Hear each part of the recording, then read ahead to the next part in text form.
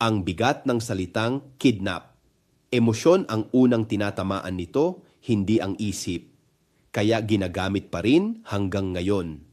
Ngunit kung may warrant, may proseso, may koordinasyon sa pagitan ng mga autoridad at ng International Criminal Court, hindi iyon simpleng pagdukot.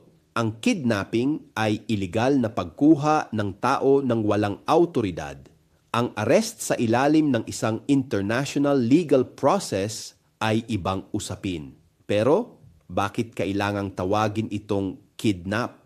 Dahil kapag nabalot sa drama ang pangyayari, mas madaling kalimutan ang mas mabigat na tanong.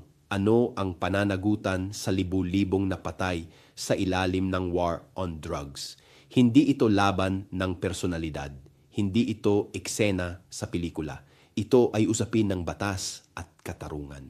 Kung may due process para sa inaakusahan, mas lalo dapat may due process para sa mga biktima. Huwag tayong palunod sa salitang nakakapukaw ng galit. Ang mas mahalaga ay malinaw. Accountability is not kidnapping. Ako si Bishop Tonyo, obispong migrante sa Europa, at ito ang damdaming makabayan. Hanggang sa muli.